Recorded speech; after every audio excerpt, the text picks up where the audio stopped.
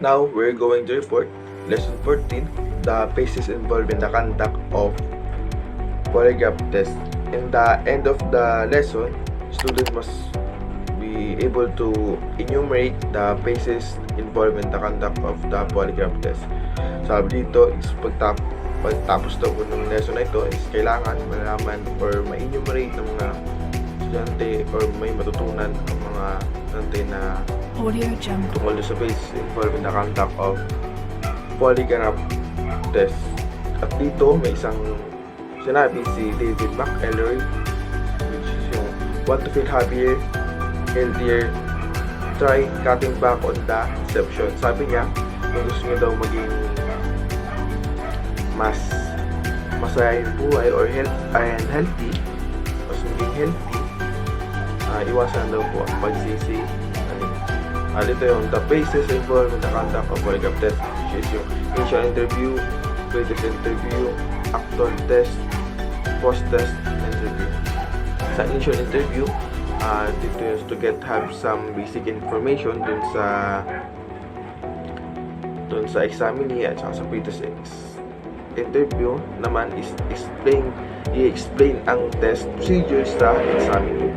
Sa actual test naman, ito yung talagang pagsasagawa na ng polygraph test gamit yung polygraph machine. Sa post-test interview, ito yung last dito na magsasagawa ng evaluation upang malaman yung naging result ng test sa actual test na ginawa.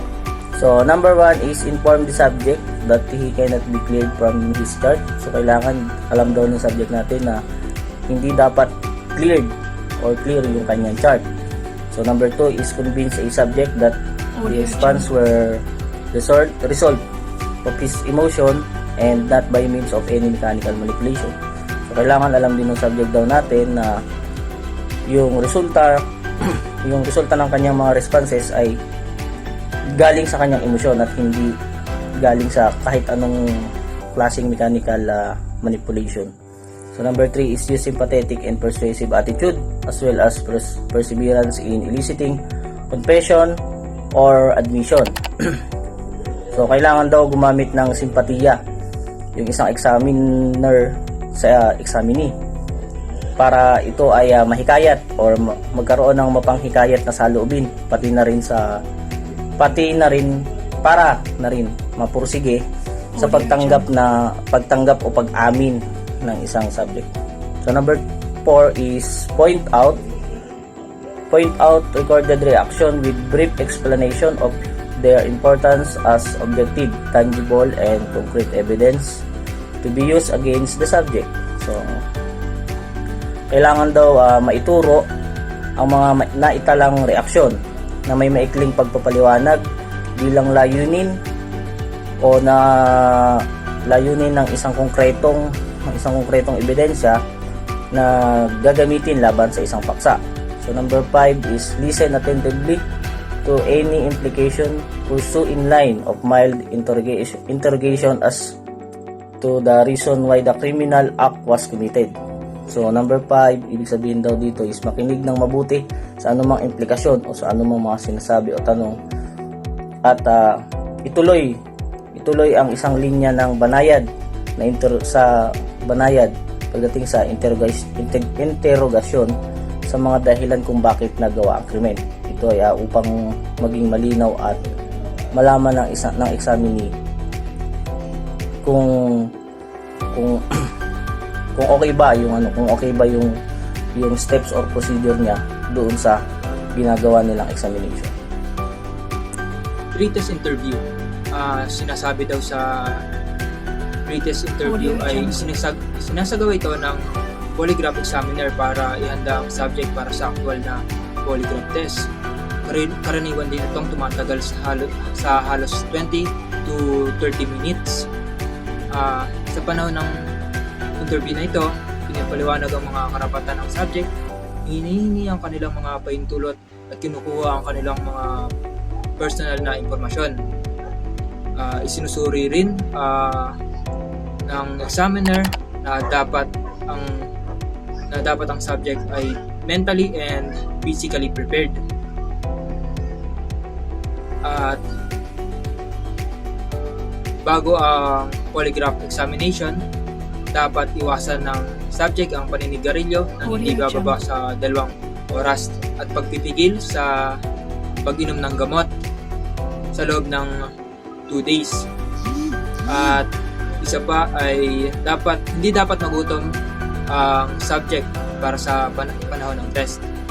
Itong mga bangin na ito ay para lamang siguro at maayos ang resulta ng test. Number 3, take notes of the subject's personal data. Dito naman is kailangan na yung isang examiner, kailangan niyang i-jot down lahat ng personal information ng kanyang examinee. Number 4, advise subject's involvement about the case. Dito naman, kailangan ipaalam ng isang examiner doon sa examinee. It is na kung ano ang role niya talaga doon sa isang examination na yun. Kunyari, siya ay subject for a crime, ganyan. And it is to give an awareness doon sa isang examinee. Number 5, evaluate subject psychological preparedness. Dito naman is kailangan maalaman din ng isang examiner kung yung bagang ina-examine niya is mentally stable, mga ganyan, without mental defect. And kailangan siya is marunong siyang or kaya niyang sumagot ng mga questions na ibabato sa kanya ng isang examiner. Number 6, determine subject suitability to undergo the test. Kailangan, same rin naman siya sa number 5, kailangan rin malaman na yung subject is capable on na sumailalim sa isang test. Kailangan siya ay mentally and physically stable. And the next one is the actual test. This stage wherein the component parts of the polygraph machine are actually installed on the body of the subject. For its own definition, yung actual test na may nakalagay na sa kanyang mga aparatos. Kunyari is, ang polygraph machine is yung built-in na sa kanyang katawan, which is yun ang mag-detect na mga lies doon sa kanya, sa kanyang pagsagot, mga ganyan. And actual test is talagang inagawa na yung test. And the next one is the ideal examination room. The room must be spacious for 2 persons with a polygraph desk, subject chairs with armrest and examiner's stool. Kailangan yung kwarto is tama lang para sa kanilang dalawa. Since ang nasa examination rooms lang naman is the examiner and the examinee. Hindi naman ganong kalakihan, hindi naman ganong kalilitan. Tama lang para sa kanilang dalawa. And kailangan din na yung ang examinee ay meron siyang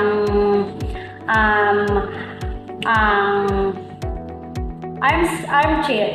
Kailangan na para mai-bend niya yung kanyang mga kamay doon during the examination. Since it is badly needed. Na number 2, the room must be devoid of pictures, paintings, ornaments, and other decors. Ibig sabihin naman dito is the room is parang minimal lang or parang plain daw lang yung room. Kasi pag maraming naka-built-in na mga decors or mga additionals diyan is parang magiging way pa yun as a distraction dun sa kanilang examination. Hindi masasagot ng ayos. And number 3 is the room must be well ventilated and lighted. Ibig sabihin dito, yung room is tama lang, katamtaman lang yung air or yung hangin na pumapasok doon, and also kailangan siya ay maliwanag. So for number 4, the room must be private and 90% soundproof, free from the outside noise and distracting influence. So sa polygraph test room daw po, dapat daw po siya ay completely isolated from any external noise or disturbance. The room should also be soundproof to ensure that no outside noise can interfere the test proceeding and distract the examinee or the examiner. Sa private room din po, essential siya to ensure that the examinee feels comfortable and secure during the test. Number 5, installed with a one-way mirror and remote sound system or video device and amplifier for monitoring and recording the test proceedings to authorized observers. So sa polygraph test room daw po, dapat po siya ay may one-way mirror that allows the authorized observers to monitor the test proceedings without interfering with the test. So sa room din po, dapat po siya ay equipped with a remote sound system or video device and amplifier to record the test proceedings for later analysis. 6. The polygraph machine should be tested and widely used by most Asian countries. Latest version, well-maintained and in a well-running condition. So this means that the polygraph machine used for the test should be a well-tested and widely used model in the most Asian countries. It should be the latest version, well-maintained and in a good condition to ensure the accurate and reliable test results. The examiners should be trained and experienced in using the machine to administer the test effectively. Number 9. The subject should have at least 5 hours of sleep prior to examination before the actual photographic examination administered on the subject. The examiner must undertake the following necessary. Ang subject daw po is kailangan siyang makatulog ng at least 5 hours prior bago ganapin ang actual examination ng subject. Tapos, ang examiner daw po is kailangan mag-undertake ng following necessary preparation. Like, number 1, the appraisal of the subject of constitutional rights. Dapat alam daw po ng subject yung mga rights niya, mga pwede niyang gawin at hindi niya pwedeng gawin. At number 2, obtain the subject consent to undergo photographic exam.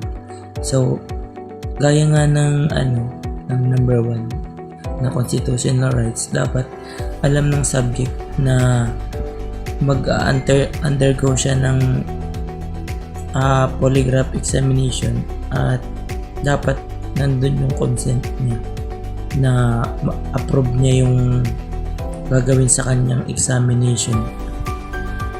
At yun lang. Good day everyone. So, rationalize the subject act by offering the latest species conduct to minimize the significance or swing of the blame to someone or some situation. So, it means trying to find reason or excuses one's behavior, either by downloading or importance, shifting or blame onto someone. So, pagsisi sa iba kahit siya mga mali, or attributing a behavior to external circumstances rather than taking full responsibility of it.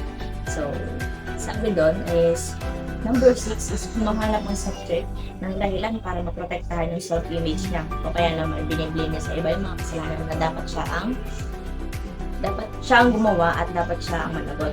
Imbis na aminin o akuhuin niya yung mga kasalanan niya, it can be blame or way for people to protect their self-image or avoid feelings of guilt or shame.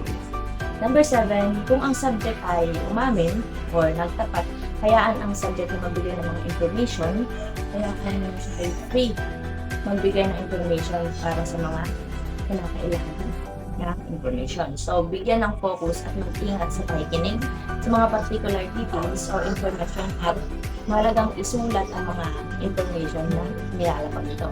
Then, number 9, huwag kang gumawa ng kahit anumang pangako or promises tungkol sa kaligtasan sa sakit. Yan, gantimpala o kaluwagan para sa ganon. Ang subject ay train na makapag-focus at makapag-learn ng mga details or information. Number 10, tapos nun is kailangan yung investigator is alam niya yung kaso. And number 11, kung walang confession or pag-ano na binigay ang subject, then pwede na siyang i-release or Post-test interview. A method of interrogation is administered by the examiner to obtain admission or confession. Ang ibig sabihin nito ay ang isang paraan ng interogasyon ay pinangangasiwaan ng tagasuri upang makakuha ng pag-amin. Halimbawa ng interogasyon. Kung ang pagsusulit sa polygraph ay nagpapahiwatig ng mga palatandaan ng panlilinlang, ang tagasuri ay nagsasagawa ng isang mas seryosong sesyon ng pagtatanong upang subukang makuha ang paksa na umamin o aminin ang isang bagay. Next, an interview is conducted when the subject indicates innocence response while interrogation is undertaken if symptoms of deception are indicated by the results of the actual polygraph test. Ito naman po ay ang isang panayam ay sinasagawa kapag ang paksa ay nagpapahiwatig ng inosenteng tugon habang ang interogasyon ay sinasagawa kung ang sintomas ng panlilinlang ay pinahihiwatig ng mga resulta ng aktual na polygraph test.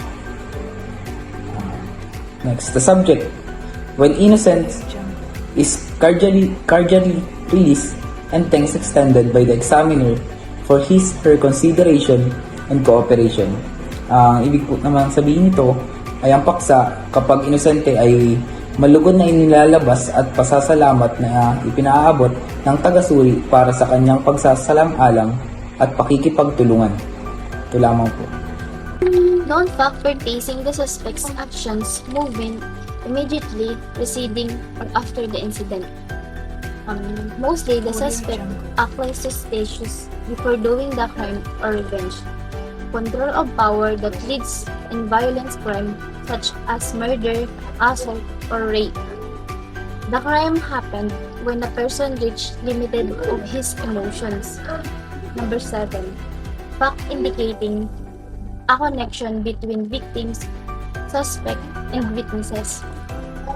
The fact of indicating the relationship of a suspect and the victim is information of gathered in the witnesses around the crime incident. Number 8. Unpublicized fact of the offenses known only by the victim and the offender and the investigator. Unpublicized fact that the offense refer to details about the crime that are known to the general public and the only known by the victim, offender, and investigator. This will be specific about the crime scene and manner in which the crime was committed or other unique details will be used to identify the offender. 9. Result of laboratory test connected by the blood type firearm identification. Number 9. Result of laboratory tests conducted like DNA, blood type, firearms identification. The laboratory tests conducted such as DNA analysis, blood type testing, and firearms identification can provide crucially evidence in criminal investigations. DNA analysis can help identify suspect or link them to crime scene, while blood type testing can narrow down potential suspects.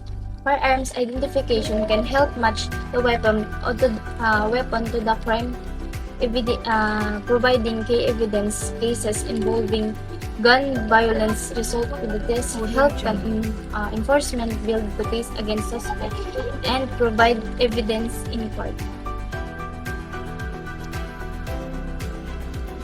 The investigator on case should brief the examiner of the facts. Number 1, background information, specifically previous police records and verified facts which the subject denies. Ang ibig sabihin ng background information, kabilang dito ang mga nakaraang record ng pulisya upang ma-verify ang mga katotohanan. Ito ay mahalaga sa iba't ibang konteksto tulad ng mga legal na paglilitis, pagsusuri sa trabaho, o o mga personal na relasyon. Kapag nakikitungo sa isang paksa ng tumatanggi na impormasyong ito, mahalagang pangasiwaan muna o alamin ang mga ito. Number 2 ay exact amount of money or specific articles stolen. In technical writing, kapag tinatalakay ang mga detalye ng pagnanakaw, mahalagang magbigay ng mga tumpak na impormasyon tungkol sa eksaktong halaga ng pera o mga partikular na artikulong ninakaw. Tinitiyak nito ang mga kalinawan at pag-uulat ng insidente. At ang patatlo naman ay exact type, make of firearm, weapon or tool used the commission of the crime. Providing information tungkol sa eksaktong uri, paggawa at modelo ng isang baril o armas. Ang ginamit ng paggawa ng isang krimen ay mahalaga para sa mga layunin ng pagsisiyasat at mga legal na paglilitis. Ang impormasyong ito ay tumutulong sa mga ahensyang pagpapatupad ng mga batas na matukoy at mahuli ang mga pinaghihinalaan katulad ng mga suspect, mangalap ng ebidensya at bumuo ng isang kaso laban sa mga may kasalanan. At ang pang-apat naman ay exact place, date, time when the crime occurred. Ang pagbibigay ng eksaktong lugar, petsa at oras kung kailan naganap ang isang krimen ay naghahalaga para sa pagdodokumento ng at pagsisiyasat ng mga eksidenteng kriminal. Ang impormasyong ito ay nagsisilbing pundasyon para sa mga ahensyang nagpapatupad ng mga batas upang magsagawa ng mga ng pagtatanong, pangalap ng ebidensya at hulihin ang mga suspect. At ang panglima naman ay unusual aspects of the offense or any outrage or offense act committed at the crime scene. Ang pagdodokumento ng mga hindi pangkaraniwang aspeto na pagkasala o anumang kakaiba o malawa o malalaswang gawa ng ginagawa na pangyarihan ng krimen ay kritikal na pag-unawa sa katangian ng krimen.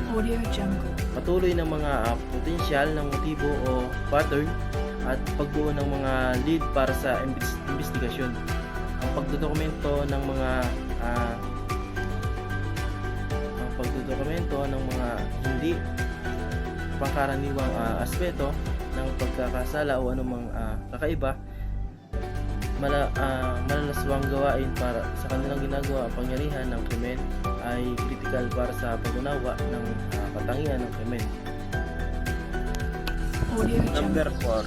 The subject must refrain for consuming alcohol beverages for at least 12 hours period to actual test.